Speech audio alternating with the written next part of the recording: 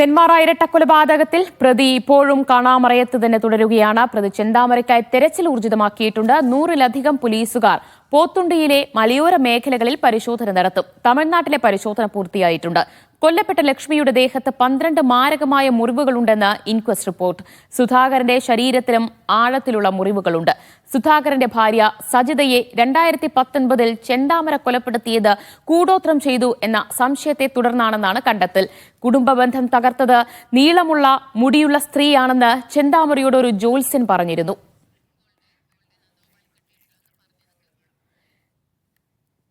ഇന്നലെയാണ് നെന്മാറയെ ഞെട്ടിച്ചുകൊണ്ടുള്ള ഇരട്ട കൊലപാതകം ഉണ്ടായത്.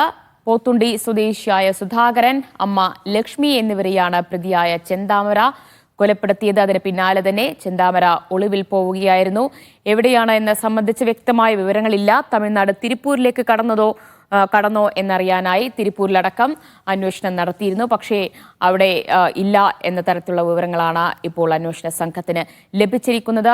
ഇന്നലെ മലയോര മേഖലകൾ കേന്ദ്രീകരിച്ചൊക്കെ തിരച്ചിൽ നടത്തിയിരുന്നു. നിലമ്പൂർ വനമേഖലയിലേക്ക് കടന്നോ എന്നുള്ള സൂചനകളൊക്കെ ഉണ്ടായിരുന്നു. എന്തായാലും ചെന്താമരയ്ക്കായി വല വിരിച്ചിട്ടുണ്ട് അന്വേഷണ സംഘം. 100-ലധികം പോലീസുകാരാണ് പോത്തുണ്ടിയിലെ മലയോര മേഖലകളിൽ പരിശോധന നടത്തുന്നത്.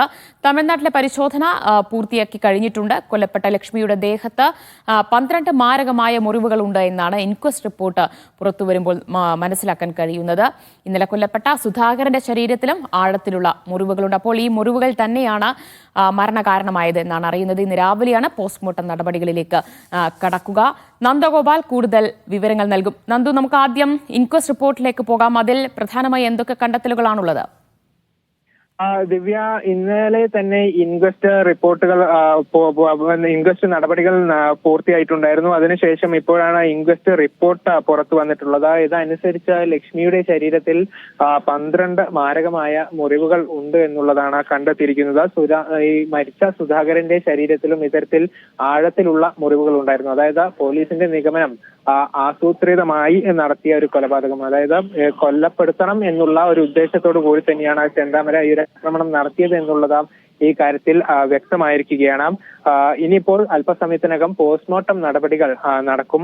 പോസ്റ്റ്മോർട്ടം നടപടികൾക്ക് ശേഷം മൃതദേഹങ്ങൾ ഇവിടേക്ക് കുടുംബത്തിന് വിട്ടു നൽകുമെന്നുള്ളതാണ് മനസ്സിലാക്കുന്നത്. അതേസമയം സമാന്തരമായി ചെന്താമരയ്ക്കുള്ള അന്വേഷണം ഇപ്പോഴും പുരോഗമിച്ചുകൊണ്ടിരിക്കുകയാണ്. 100-ലധികം പോലീസ് ഉദ്യോഗസ്ഥരാണ് ഈ ഒരു അന്വേഷണത്തിൽ ഉള്ളത് എന്നുള്ളതാണ് മനസ്സിലാക്കുന്നത്. വ്യാപകമായി സംഘം തിരിഞ്ഞുള്ള തിരച്ചിലുകൾ നടക്കുകയാണ്. ചെന്താമരയെ എത്രയും പെട്ടെന്ന് പിടികൂടണം എന്നുള്ളതാണ് നാട്ടുകാർ ആവശ്യപ്പെടുന്നത്. അവര് വലിയൊരു ഭീതിയിലാണ്. പ്രത്യേകിച്ചും ഈ ചെന്താമര ഒരു പ്രത്യേക സ്വഭാവമാണ്.